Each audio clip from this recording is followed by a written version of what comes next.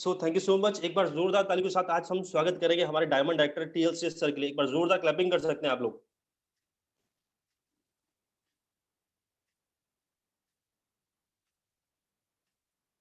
Good morning sir, thank you. Good morning. सबसे पहले तो थैंक्स करना चाहूंगा मेरे upline, great upline Keshav sir और अरविंद सर को आज बेहतरीन मौका दिया इतनी बड़े प्लेटफॉर्म में आज मुझे अपना कुछ अचीवमेंट बताने का और कुछ ट्रेनिंग आप लोगों को जो मैंने सीखा है वो बताने के लिए। और इस पे केशव सर स्क्रीन शेयर जो है ना सूरज करेगा। ओके, मैं यहाँ से ऑन कर देता हूँ, आप कर सकते हैं, कोई भी करिए। सूरज करेगा screen share. Done sir, done. जैसे कि सर ने बताया, मेरा नाम टीएल श्रेष्ठ है। यहाँ पे डीएवी स्कूल में जॉब करते टोटली पार्ट टाइम में बिजनेस को बिल्डअप कर रहा हूँ। और जब मैंने स्कूल में जॉब शुरू किया था आज से करीब 24 साल पहले, तो पहले महीने की मेरी इनकम थी सिर्फ 2200 रुपये थी। और इसी तरीके से आज 40 के अराउंड है, करीब 24-25 साल की सर्विस में। और आज अगर मैं बात करूं वेस्टीज, आज से करीब 3 साल पहले मैंने स्टार्ट किया था। और 3 साल पहले जब स्टार्ट किया था तो पहले महीने की मेरी जो इनकम आई थी सिर्फ 88 रुपये आया था। बाकी हाईएस्ट पे आउट 79,450 रुपीज आई है। और मैंने यहाँ से कुछ अचीवमेंट किया है, वो सारी मैं आपको बताना चाहूँगा। सबसे पहले तो स्वागत करना चाहूँगा आप सबको एक जबरदस्त ट्रेनिंग में, जिसका बीड़ा केशव सर और अरविंद सर ने उठा रखा है कि पूरे हिंदुस्तान के, पूरी दुनिया के अपने पार्टनर्स को एक्टिव रखना है और लर्निंग मोड में रखना है। क्योंकि लॉकडाउन के बाद जब बाहर निकलेंगे तो ऐसा नहीं होना चाहिए कि हम मतलब सुस्त हो जाए। तो सबसे पहले मैं स्वागत करना चाहूँगा टीएल श्रेष्ठ। नेक्स्ट सूरज।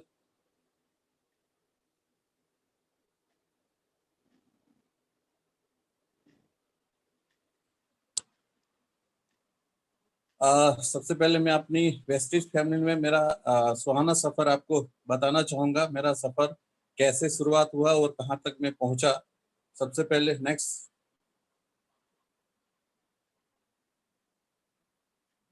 ये मेरे ग्रेट अपलाइन आनंद लामा जी को मैं थैंक्स करना चाहूँगा। मेरे वेस्टिज में जन्मदाता आनंद लामा जी हैं।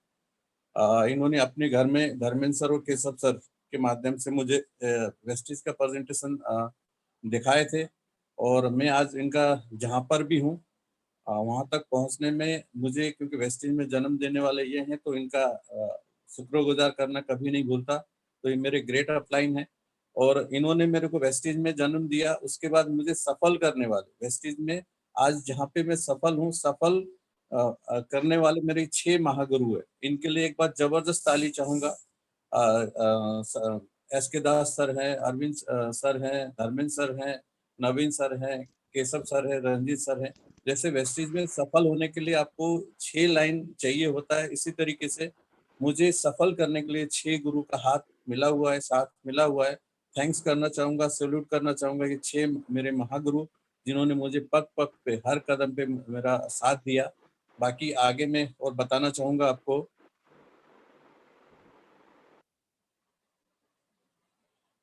मेरा छोटा सा अचीवमेंट वेस्टीज में, क्योंकि कोई भी अचीवमेंट ऐसे छोटा तो नहीं होता, पर वेस्टीज के हिसाब से बहुत छोटा अचीवमेंट है।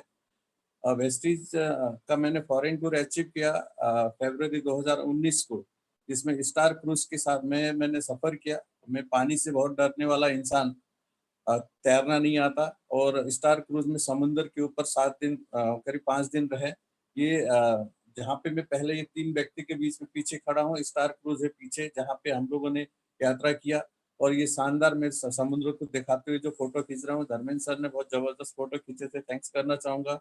इधर देखिए सारे ग्रेट अपलाइन जिनको हम लोग सेमिनार और सक्सेस सेमिनार में सुनते हैं, उन सबके साथ में राइट में ये सारे मेरे अपलाइन के साथ हम लोग बिल्कुल मौज मस्ती कर रहे हैं। नेक्स्ट।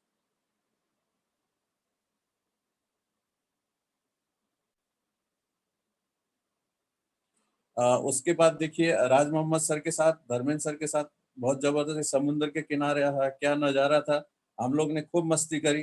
अरविंद सर का मुझे याद है स्प्रुलिना के खोज कर रहे थे वहाँ पे बहुत जबरदस्त तरीके से।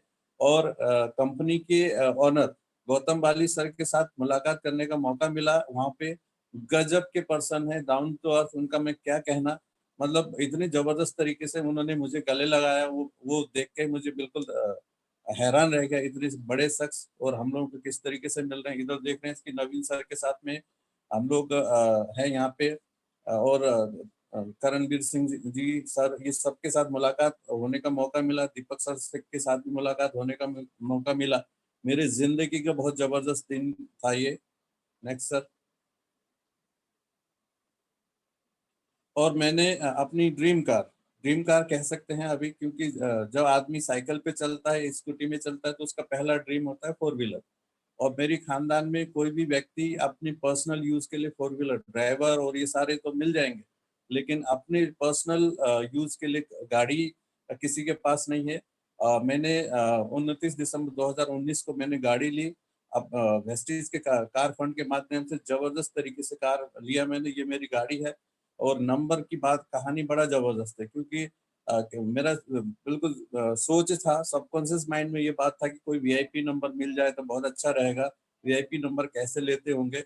शायद 1 साल पहले ही दिल्ली सरकार ने, भारत सरकार ने एक सिस्टम कर दिया कि वीआईपी नंबर लकी ड्रॉ के द्वारा निकाली जाती है आज के डेट में। तो इसी तरीके से जब मेरा नंबर निकाला गया तो देखा गया कि बिल्कुल वीआईपी नंबर 3888, गजब का नंबर मिला। जब नंबर मिला तो जिसने मुझे गाड़ी दिलाया था वो कह रहा था कि भाई इस नंबर के लिए तो 50,000 रुपये अलग से पे करनी पड़ेगी।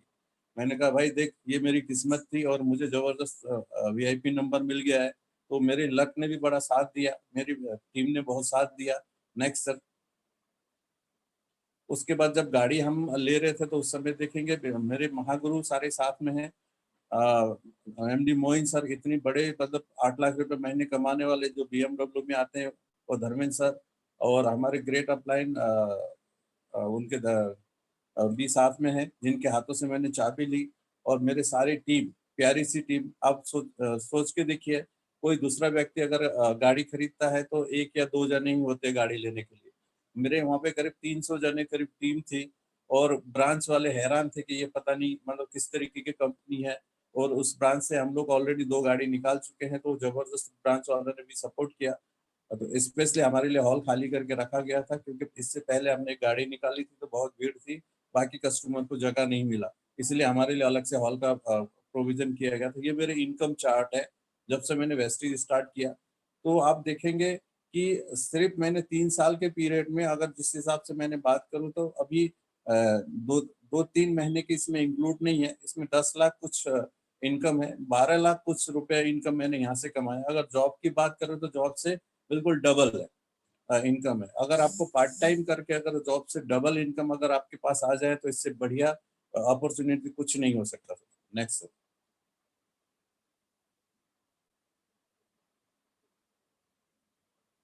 नेक्स्ट सूरज।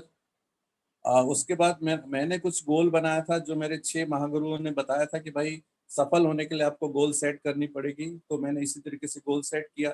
तो पहले मेरा 50,000 रुपये इनकम का गोल सेट किया था, जो मैंने अचीव किया। उसके बाद 1 लाख रुपए का भी इनकम का गोल है, जहां तक मेरे जून जुलाई में मेरा ड्रीम ये फुलफिल हो जाएगा। और मेरा दूसरा गोल है कि घर में बहुत अच्छा कंडीशनर एसी लगाना है मैंने, बच्चों के लिए भी सारे रूम्स में। और बहुत बढ़िया से टीवी घर पे रखने का एक ड्रीम है। नेक्स्ट। और उसके बाद मेरी ड्रीम है कि 2023 तक मेरे फैमिली के साथ में दोबारा से स्टार क्रूज का यात्रा कर सकूं। और एक लग्जरी गाड़ी का मेरा ड्रीम है बीएमडब्ल्यू का, और 2022 में करीब 55 लाख से ऊपर का लेने का मेरा ड्रीम है। और उसके बाद मेरा ड्रीम है कि मेरा एक शानदार कोठी हो, जिसमें मैं सिलीगुड़ी में फॉर्म बिल्कुल बढ़िया सा मकान बनाना चाहता हूँ, जिसमें मेरा स्विमिंग और सारी व्यवस्था हो उसमें। नेक्स्ट।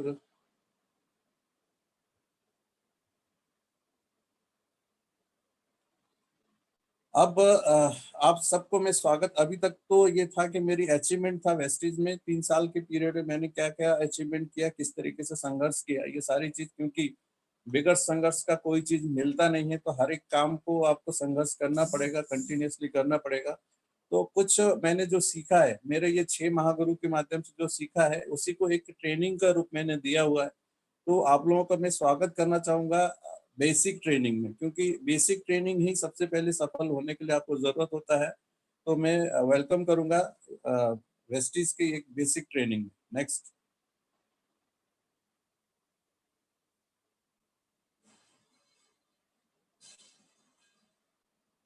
अपने पार्टनर के साथ आपकी जिम्मेदारी क्या है एज ए अपलाइन?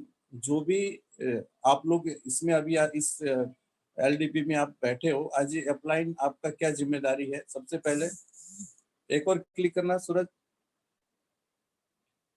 एमएलएम और पारंपरिक व्यवसाय के बीच में अंतर क्या है, ये आपको अपने पार्टनर्स को समझाना है, क्योंकि ये सारा जब हम ज्वाइन तो करा लेते हैं, लेकिन उनके दिमाग में क्वेश्चन मार्क होते हैं कि एमएलएम क्या है, पारंपरिक बिजनेस क्या है। हम लोग बिजनेस तो बोलते हैं, लेकिन उनका कॉन्सेप्ट बिजनेस के रूप में क्लियर नहीं होता। तो वो आपको सबसे पहले ये क्लियर करना होगा अपने पार्टनर को। नेक्स्ट।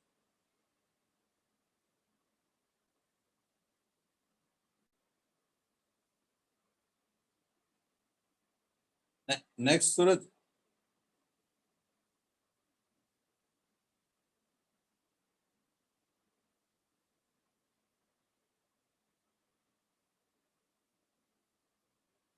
सूरज नेक्स्ट करो। सर आवाज आ रही है मेरी? हेलो। जी सर, आ रही है, आ रही है। इंटरनेट स्लो है, इसलिए थोड़ा सा टाइम समय लग रहा है, कोई दिक्कत नहीं। अच्छा अच्छा, ठीक है सर।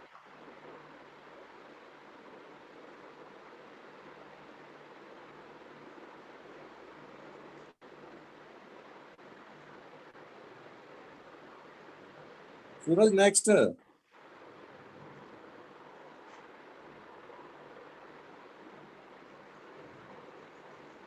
सर नेक्स्ट हो चुका है, आई थिंक आपके यहाँ स्लाइड चेंज नहीं हुई। अच्छा, हाँ ठीक है सर, आ जाओ। ग्लोरिस टीम का ये सक्सेसफुल जो पार्टनर है वो आपको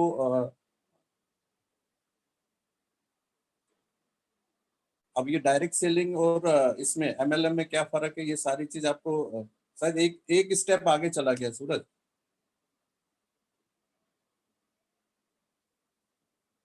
आप देखेंगे कि कोई, हाँ यहाँ से, ये हमारे पारंपरिक व्यवसाय हैं जो हम लोग रोजमर्रा की दुकान से जो सामान लाते हैं। जैसे मान लेते हैं कि टीवी आप खरीद के लाते हो, तो 4,000 का टीवी मैन्युफैक्चरिंग यूनिट खर्चा होता है। CFN agent, national distributor, state distributor, wholesaler, retailer करके कस्टमर के पास आते आते 11,000 का हो जाता है। और सबसे ज्यादा जो करीब 20 से 30% आपका खर्चा होता है विज्ञापन में, जो टीवी में ऐड करते हैं। ये हमारा पारंपरिक जो व्यवसाय है, जो हम लोग आज जिस जिस दुनिया में रह रहे हैं, उसमें ये सारी चीज होती है। आप देखें, अब आपको बताना चाहूंगा कि एमएलएम के सेक्टर में क्या होता है। नेक्स्ट।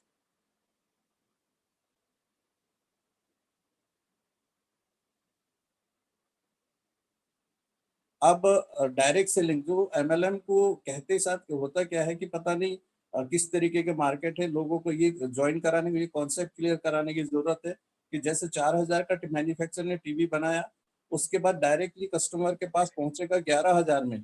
बीच के जितने भी मिडलमैन है उसको हटा के बीच का जो बिचौलिए का जो काम है वो हम लोग करते हैं। इसलिए बीच के जो है 60 to 70% पैसा जो है हमें कंपनी वापिस करती है। नेक्स्ट।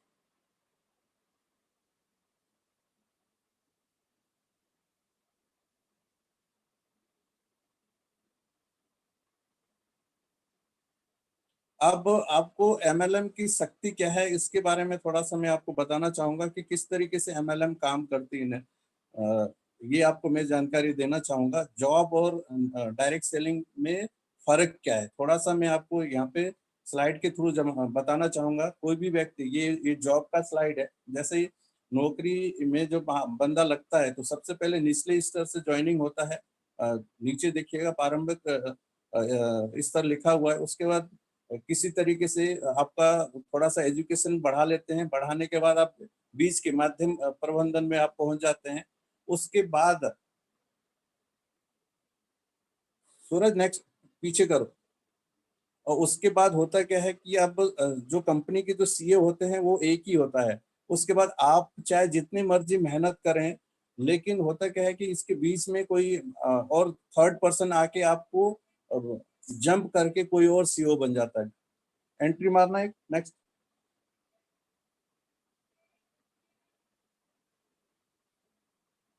और सीईओ के पोस्ट तो एक ही होगा, ठीक है। अब डायरेक्ट सेलिंग में क्या होगा कि इसका आपको देखिएगा जॉब वाला पिरामिड किस तरीके से बना हुआ है, और अब एमएलएम का पिरामिड बिल्कुल ऑपोजिट होता है, नेक्स्ट होता है। नेक्स्ट करना भाई।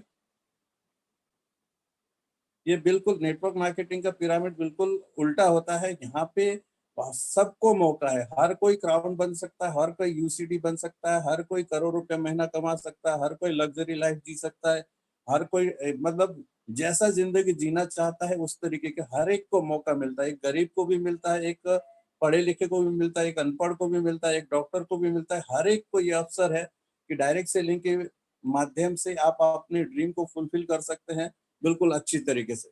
नेक्स्ट।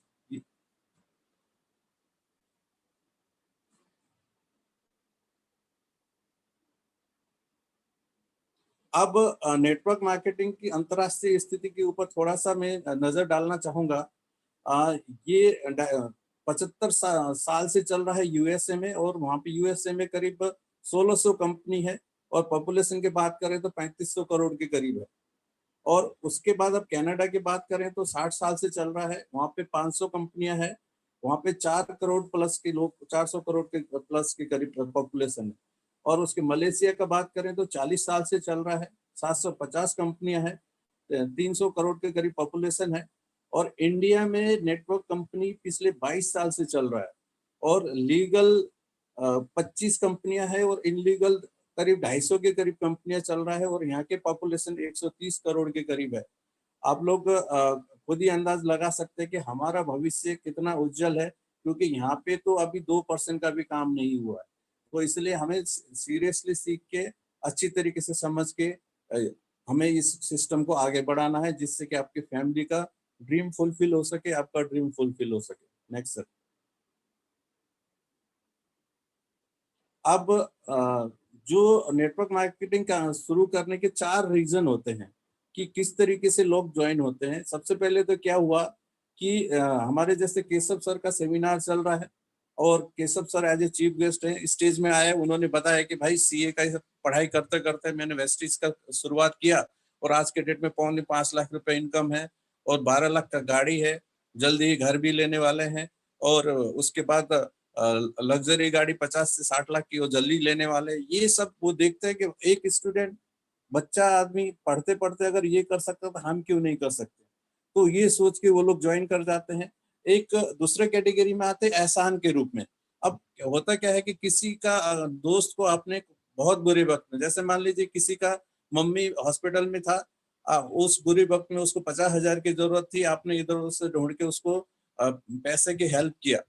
तो जब आप वेस्टेज की प्लान उसके पास लेके जाओगे तो वो आपको एहसान उतारने के लिए, तो यार इसने मेरे बुरे वक्त में काम किया था, सहयोग किया था, इसलिए मैं इसका बात मना नहीं करता बोल के वो वेस्टेज ज्वाइन कर लेते हैं, नेटवर्क मार्केटिंग ज्वाइन कर लेते हैं। वो 20% की कैटेगरी में आते हैं। और कुछ लोग मजबूरी में, क्योंकि उनके पास कोई चारा ही नहीं होता, कि कोई एजुकेशन ज्यादा नहीं है और मार्केट में इतनी ज्यादा कंपटीशन है, तो कोई ऐसे अफसर की ही तलाश कर रहा होता है, तो वो एक मजबूरी में कर लेता है। वो 25% लोग होते हैं। और 30% लोग होता है समझ कर। हम लोग एक्चुअल में क्या होता है कि जैसे सीएनटी वगैरह में सेमिनार्स में जब हम नए गेस्ट को लेके जाते हैं, वो पहली बार में समझ में नहीं आता उसको, वो कहता है कि भाई मुझे और समझना है, अपने सीनियर को समझा दे, मिलवा दे। सीनियर को भी समझाने के बाद कहता है कि एक बार और सीएनटी देखने के बाद ही डिसाइड करूंगा। जो बिजनेस की कॉन्सेप्ट को समझ के करेगा सबसे ज्यादा सफल ये होगा, 30% वाले ही सफल होगा। ऐसा नहीं कि बाकी लोग सफल नहीं होंगे, 25% वाले भी सफल होंगे, 20% वाले भी सफल होंगे, और फिर लास्ट में जो 25% वाले भी सफल होंगे। लेकिन उनको बिजनेस की कॉन्सेप्ट समझने में टाइम नहीं लगेगा, क्योंकि वो भावनात्मक रूप से जुड़ा था, एक आपका एहसान उतारने के लिए आया था, एक मजबूरी में आया था। उनको ये कॉन्सेप्ट समझने में टाइम लगेगा, लेकिन समझ के जो करेगा ना, उसको समझ जल्दी आ जाएगा और वेस्टीज में बहुत जल्दी सक्सेसफुल हो जाएगा। इनको सीएनटी मीटिंग, सेमिनार्स और वीआईपी ये सारा करा करा के इनको समझदार की कैटेगरी में लाना है। उनको कन्वर्ट करने के बाद ही ये भी समझ कर करने वाले की कैटेगरी में कन्वर्ट हो जाएंगे। तो ये 4 तरीके से जो जो है नेटवर्क मार्केटिंग में लोग जुड़ते हैं। नेक्स्ट।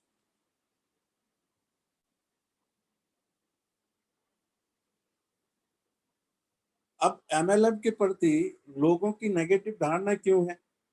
अब इसके ऊपर थोड़ा सा मैं बात करना चाहूंगा आपको। सबसे पहले तो क्या है कि नेटवर्क मार्केटिंग है, उनको कोई ज्ञान ही नहीं है, नॉलेज ही नहीं है कि नेटवर्क मार्केटिंग किस तरीके से काम करता है। और ऐसा, और दूसरा कारण होता है, कुछ कंपनियां भाग गई थी। भाई आप लोगों ने सुना होगा, भाई मैंने भी इस तरीके के बहुत कंपनी देखी है, 10,000 इधर लगाओ 10,000 उधर लगाओ और जोड़ी बनाओ और आपको लाखों रुपए मिलेगा। और कुछ ऐसी कंपनी आई कि भाई 50,000 रुपए लगा ले, 5 महीने में वो 4 लाख रुपए मिल जाएगा। वो लोग सारा पैसे समेट के भाग जाते हैं। तो ऐसे लोग नेगेटिव होके बैठे होते हैं। और कई लोग डरते हैं कि नो, कि मैं ये बिजनेस प्लान लेके जाऊंगा और मुझे ना करेगा तो मुझे बहुत बुरा लगेगा। एक नो की डर से कुछ लोग इसमें असफल होते हैं। और कई लोग होते हैं कि भाई अगर मैं इसमें असफल हो जाऊंगा तो क्या होगा, इस डर के कारण लोग नहीं कर पाते हैं। और कुछ लोग सोचते हैं कि इसमें टारगेट होते हैं कि हर महीने आपने इतने करना होता है, वो टारगेट की दर से लोग नहीं करते हैं। और कुछ कंपनियां, नेटवर्क कंपनियां जो डोर टू डोर सेल को समझते हैं, नेटवर्क मार्केटिंग को ये समझते हैं कि घर घर जाके सामान बेचने की कॉन्सेप्ट समझता है।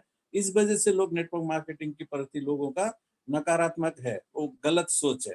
तो हमें सही जानकारी लोगों को देना है। ये सारी चीज को अगर आप क्लियर कर पाएंगे, उसको ज्ञान बता पाएंगे, कुछ कंपनी जो भाग गई थी वो भागने का रीजन अगर बता पाएंगे, और आपको नो का डर से बाहर आना है ये अगर आप सिखा पाएंगे, असफलता नहीं होंगे, आप सफल होंगे, ये अगर आप समझा पाएंगे। और इसमें क्योंकि वेस्टेज में कोई टारगेट ही नहीं है, तो जब टारगेट नहीं है ये समझाएंगे तो वो भी वेस्टेज अच्छे से कर पाएंगे।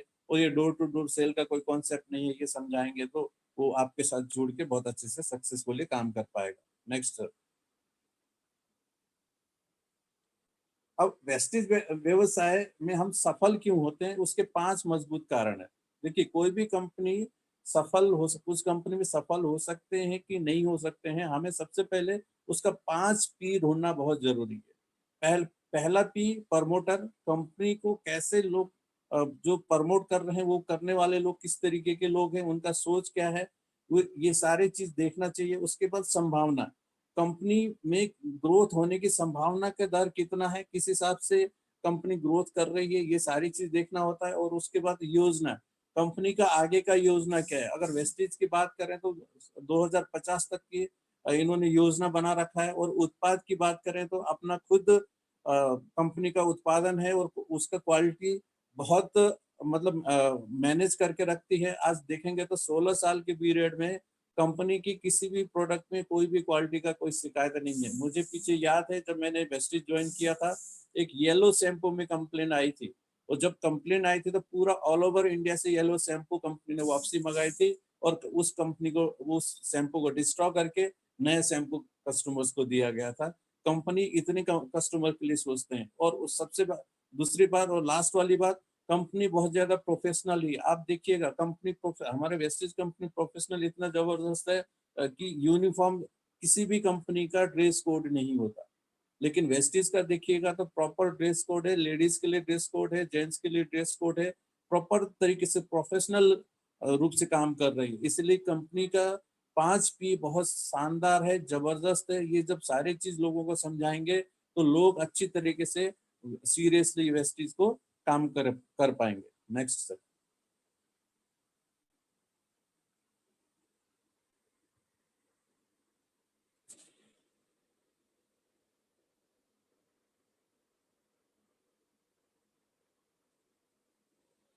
हम क्या नौकरी और हम इसमें थोड़ा सा हम लोग ये करके देख लेते हैं। क्या हम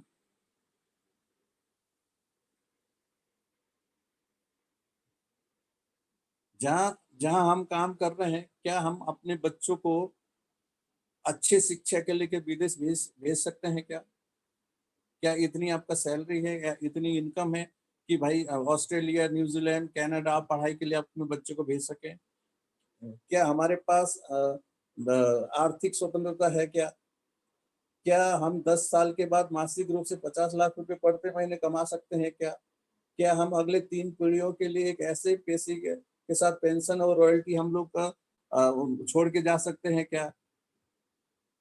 और प्रति माह 50,000 रुपये, 50 5 लाख रुपए महीने कमा सकते हैं क्या? ये सारी चीज अगर आपके पास नौकरी से संभव है तो आपको वेस्टेज करने की जरूरत नहीं है। अगर नौकरी से ये सारी चीज पॉसिबल नहीं होता है तो आपको सीरियसली वेस्टेज कर लेना चाहिए। ये सारी चीज आपको नए बंदे को समझा सकते हैं, नए डिस्ट्रीब्यूटर को ये सारी चीजें समझाना है। Next sir. अब बोलते हैं कि पारंपरिक व्यवसाय जोखिम भरा है क्या, ये क्वेश्चन है। तो आप खुद सोच के देखिएगा, अगर आप जिस भी इलाके में रहते हो, अगर एक कोई परचून की दुकान भी खोलना है तो कम से कम 10 से 15 लाख रुपए लगेगा। पहले तो दुकान खोलने के 10 से 15 लाख रुपए लगेगा, उसके बाद 5 लाख रुपए आपको रनिंग के लिए लगेगा। उसके बाद जो लड़के काम करेंगे, दुकान चले या ना चले, जैसे अभी लॉकडाउन चल रहा है, जिसका भी दुकान होगा, क्या उसको उस दुकान का किराया देना नहीं पड़ेगा क्या? क्या उसके दुकान में काम करने वाले लड़कों को सैलरी नहीं देना पड़ेगा क्या? तो उसमें विशाल राशि मतलब चाहिए होता, कम से कम 15 से 20 लाख रुपया होगा तभी हम कोई दुकान खोल पाते हैं। उसके बाद भारी कंपटीशन है। जैसे मान लेते मैं आपने एक रेस्टोरेंट ही खोल लिया और आपका भाई का रेस्टोरेंट बहुत बढ़िया चल रहा है, उसके बगल में आपने रेस्टोरेंट खोल दी।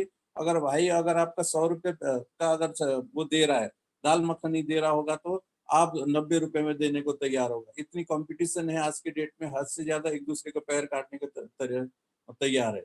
और जिस काम को आप कर रहे हैं, जैसे मान लेते हैं आप रेस्टोरेंट खोलते हैं, तो रेस्टोरेंट चलाने की आपको नॉलेज है कि नहीं है? अगर नॉलेज नहीं है तो आपको वो धंधा आपका चौपट हो जाएगा और कोई गारंटी नहीं है कि उससे आप सफल हो ही पाएंगे।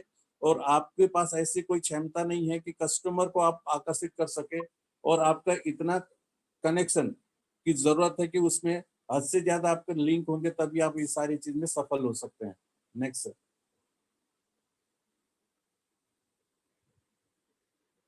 अगर हम सीरियसली अगर डायरेक्ट सेलिंग को करते हैं तो हमें यहाँ से क्या क्या प्राप्त हो सकता है। सबसे पहले तो समय, आपका बिल्कुल समय की आज़ादी मिलेगी।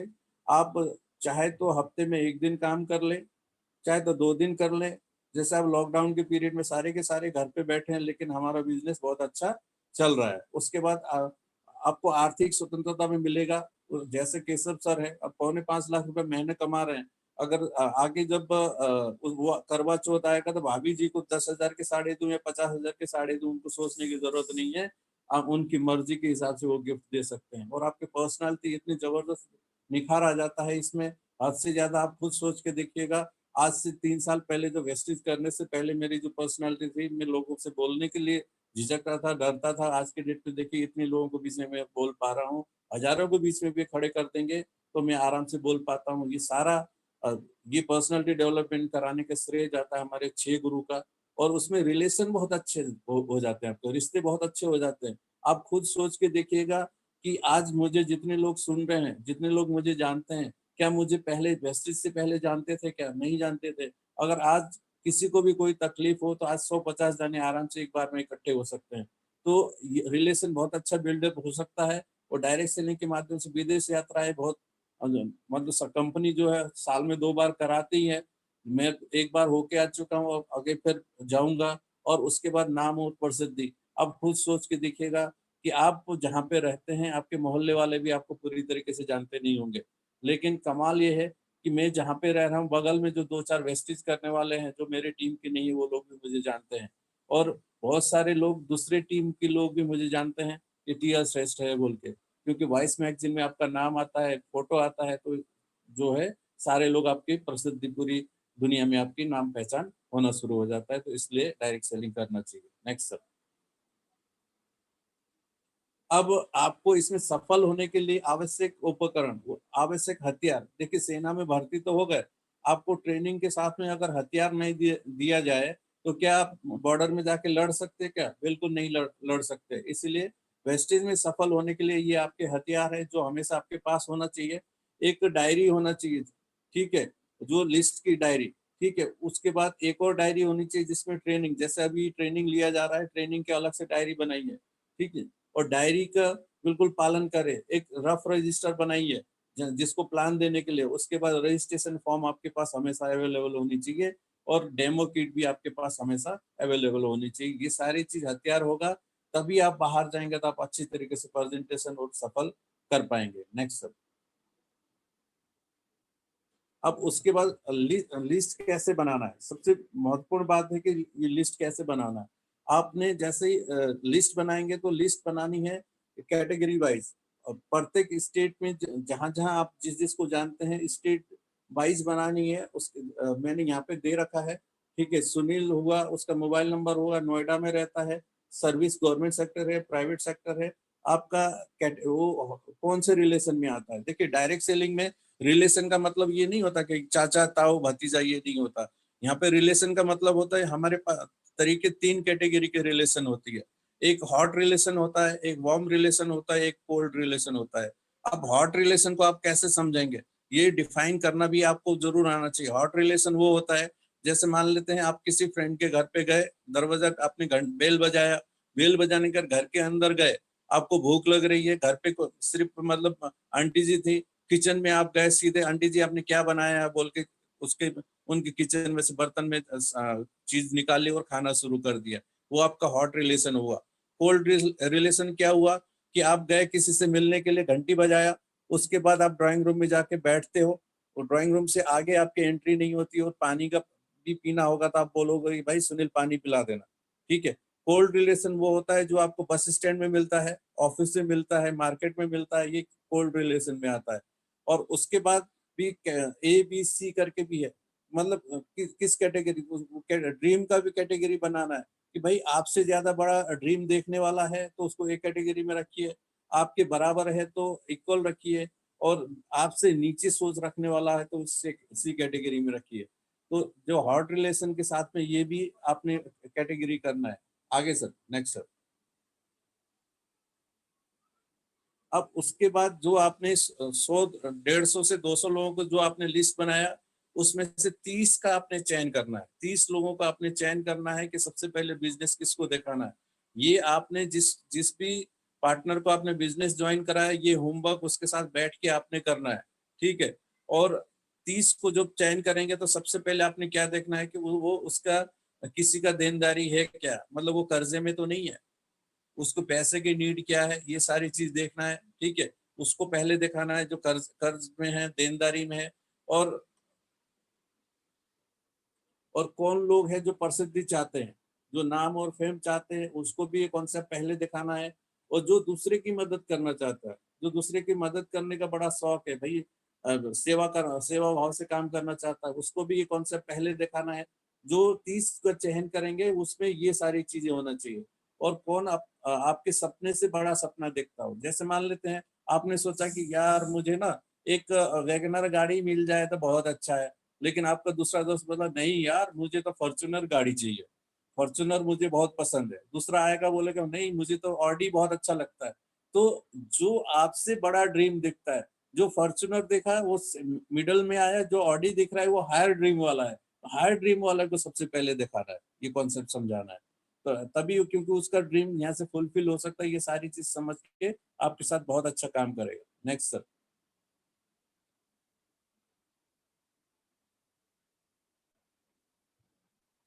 और उनको निमंत्रण कैसे करें, सबसे पहली समस्या यही होता है कि 30 लोग आपने चयन तो कर लिया, चयन करने के बाद उनको इस मीटिंग के लिए कैसे आपने बुलाना है। उनको सबसे पहले तो जरूरत पैदा करो।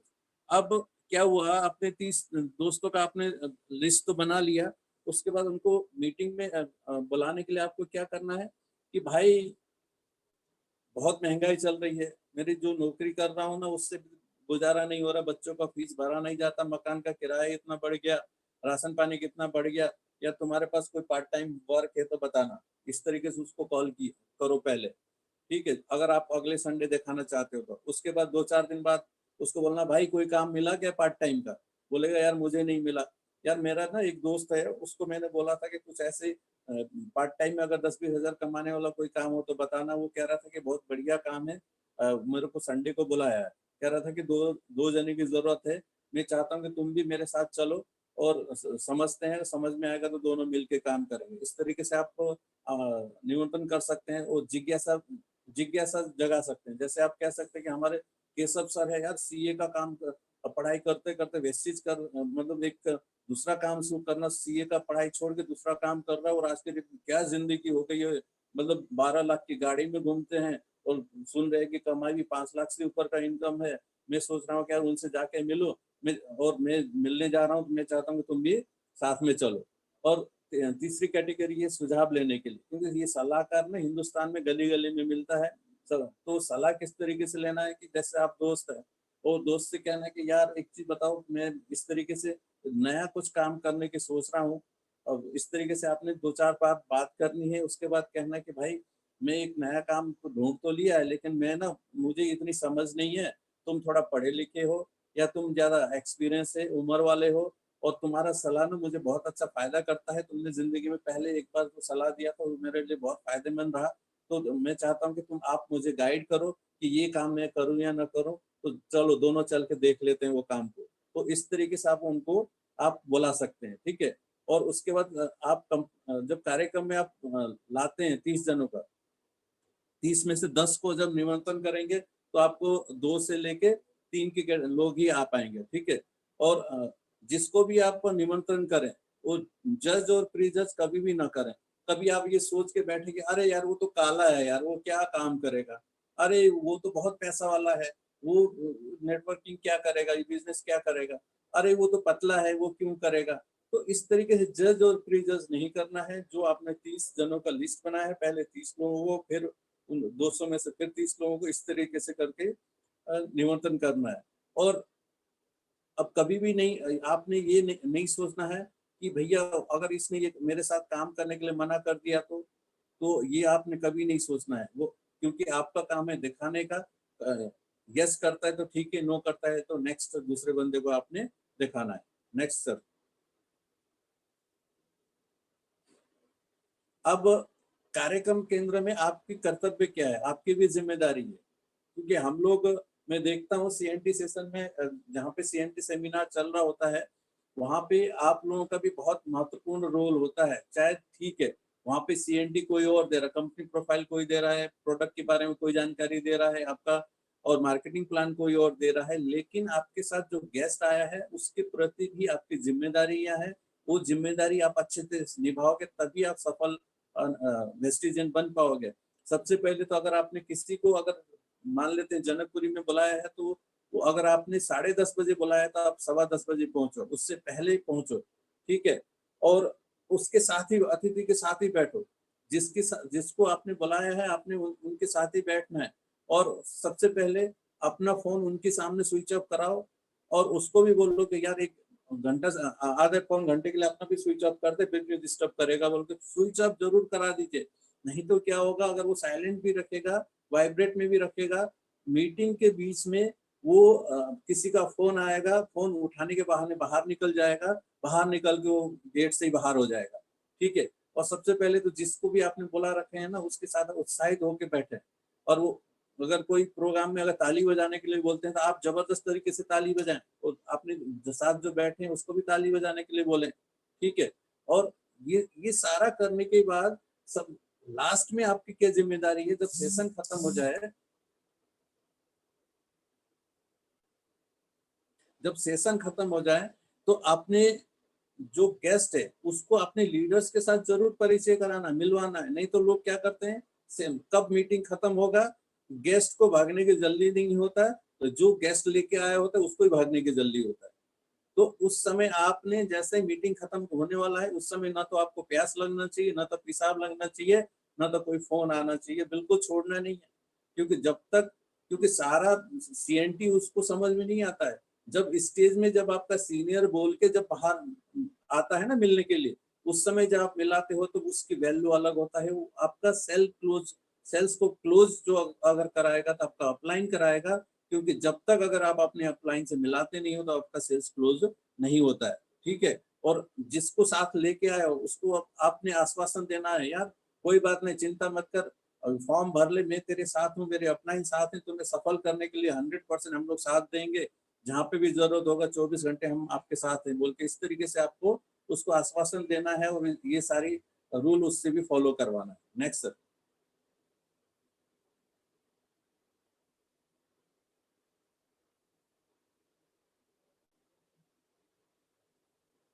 अब बहुत सारे लोगों को होम मीटिंग बुलवाना नहीं आता, तो तो होम मीटिंग को किस तरीके से संचालन करना है उसको भी थोड़ा सा मैं आपको बताना चाहूंगा कि जिन लोगों को आप प्लान दिलाना चाहते हो उसको चाय पे बुलाना है आपने, केवल 2 से 3 परिवार, उससे ज्यादा नहीं, ठीक है।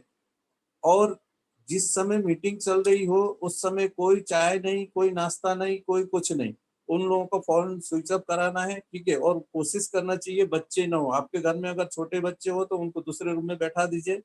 पता चला कि सीनियर आपका प्लान दे रहा है, बीच में आके बच्चा है करके रो रहा है, तो उस तरफ ध्यान दे दिया। तो आपने आपका प्लान ने जो जो अपलाइन आपको प्रेजेंटेशन दे रहा है, ये देखो कार फंड बोलते सर बच्चे ने आगे बोला मम्मी मुझे पानी पीना है। तो इस तरीके के काम नहीं होना चाहिए, बीच में डिस्टरबेंस नहीं होना चाहिए, ठीक, नहीं होना चाहिए, ठीक है। नए अपलाइन को ज्यादा महत्व देना, ठीक है। और उसके केवल 45 मिनट में सीएनटी खत्म होना चाहिए, अतिथि के समय बर्बाद नहीं करना। और लास्ट में एक चीज और ध्यान रखिएगा, होम मीटिंग जैसे ही करते हैं तो आप लोग वहां पे कोल्ड ड्रिंक सर्व नहीं करनी है, नो कोल्ड ड्रिंक। आप कोशिश करिए जिसके घर में भी हाउस मीटिंग करनी है, जितने लोग भी सुन रहे हैं, जैसे ही लॉकडाउन खत्म हो तो आप लोग मार्केट में जाएं और कम से कम 6 कप स्टील का खरीद के लाएं। और घर पे जब हाउस मीटिंग करते हैं तो उनको ये समझा दीजिएगा, जैसे ही हाउस फंड की बात हो, प्रभावशाली आय की बात हो, तब जाके चाय चढ़ाएंगे, उससे पहले चाय नहीं चढ़ाएंगे। पता चला बीच में ये लो जी समोसे, ये लो जी चाय, ये लो जी कोल्ड ड्रिंक, मीटिंग के बीच में नहीं होनी चाहिए। जैसे ही आपका प्रभावशाली आय का खत्म हो, उस समय आपने चाय के लिए भाभी जी चाय बनाएंगे या मम्मी जी चाय बनाएंगे, और स्टील के गिलास में गरम से गरम, क्योंकि अगर कोल्ड ड्रिंक पिला दिया तो घटाघट पी के वो निकल जाएगा, क्योंकि आपके अपलाइन ने बहुत मेहनत के साथ समझाया है, उसके मन के अंदर बहुत सारी बातें होगी, नेटवर्क मार्केटिंग की बहुत सारी नेगेटिव मैंने बहुत सारी कर रखा, ये सारी नॉलेज होगा, नहीं तो घट से पी के वो निकल जाएगा। ये काम नहीं करनी है। बोला कि बस चाय बन गया आ रहा है, जब गरम गरम चाय हो तो एकदम से नहीं पिएगा। और जब अपलाइन बीच में बैठे हो तो ये गलती कभी मत करिएगा, भाई बता कैसा लगा, आपने नहीं पूछनी है। जो काम करेगा अपलाइन करेगा। हाउस मीटिंग में अगर अपलाइन बैठा है, अपलाइन ही अगर चुप करके बैठा है अपलाइन, तो किसी न किसी कारण बैठा है। क्योंकि अगर जिसको भी मीटिंग समझा दिया आपने, उसके बाद चाय का आधी कप होते तक उससे ज्यादा पेशेंस आदमी चुप नहीं बैठ सकता, वो कुछ न कुछ बोलेगा। तो जो बोलेगा तो अपलाइन ही उससे बात करेगा, आप लोग बीच में टोकना नहीं है कि भैया ये तो मेरे जानकार दोस्त है जी, मैं उसका इस तरीके से आधार कार्ड मंगा लूंगा, ये करूंगा, ये काम नहीं करनी है। आपने जैसे मैंने कहा ना, एक रजिस्टर बनाना है, तो उस रजिस्टर में जितनों का भी मीटिंग होता है, क्योंकि आजकल फॉर्म नहीं चल रहा है, ऑनलाइन रजिस्ट्रेशन चल रहा है, तो अपलाइन ने अगर आपको सारी मीटिंग ली, हाउस मीटिंग लिया, तो आपने क्या करना है, रजिस्टर आगे करके भाई अपना नाम, मोबाइल नंबर और घर का एड्रेस नोट कर लो उसमें। नोट करा लिया, अगर रजिस्टर में नोट है तो आप जाके फॉलो अप कर सकते हो। नहीं तो क्या होगा, वो चाय पी के कोल्ड ड्रिंक पी के निकल जाएंगे, अपलाइन का समय भी खराब, आपका भी समय खराब, सबके समय खराब होगा। इसलिए अपलाइन अगर मीटिंग दे रहा है तो डाउनलाइन या पार्टनर्स ने बीच में टोकना नहीं है, इसको गांठ बांध लीजिएगा। नहीं तो बहुत सारे लोग बीच में ही कूद पड़ते हैं अपलाइन के बीच में, ये काम नहीं करनी है। Next sir. और 1-to-1 मीटिंग कैसे करें? 1-to-1 मीटिंग, जैसे मैंने कैटेगरी बोला था, हॉट, वार्म और कोल्ड बोला था। 1-to-1 मैक्सिमम आपने करना है हॉट कांटेक्ट में करना है, केवल करीब की संपर्क के साथ करना है। अतिथि और लीडर दोनों का समय लें, पहले अपने अपलाइन का समय लेना है, उसके बाद में मीटिंग फिक्स करना है। और माहौल शांतिपूर्ण होना चाहिए, और कॉन्फिडेंसली उसी टाइम क्लोजिंग होता है, ठीक है। और वहां पे कोई फॉलो अप नहीं होती, उसी समय जब 1-to-1 करेंगे, सामान का ऑर्डर होगा, ऑर्डर होके सामान आप पहुंचाएंगे, और उसके बाद पहुंचाने के 1 हफ्ते बाद उसको फॉलो अप करना है कि सामान कैसा लगा, अच्छा लगा या बुरा लगा, जो भी होगा अपलाइन के साथ आपने फॉलो अप करने की कोशिश करना है। Next sir.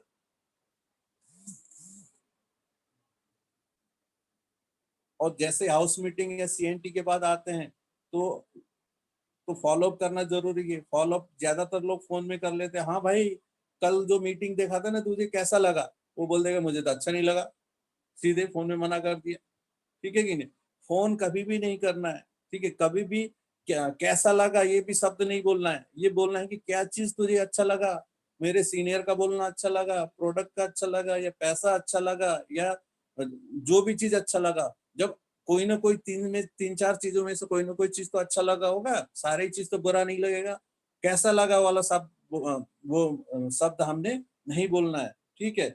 और उसे कमिटमेंट देने दीजिए, उसको कुछ कमेंट होगा तो कमेंट देने दीजिए, सुनने की आदत डालिए, वो बहुत कुछ सुनाएगा जब आप फॉलो अप करने जाएंगे, ठीक है। और उससे पैसे के उदाहरण दें, अगर उससे कोई क्वेश्चन है तो उसको स्पष्ट करें, ठीक है।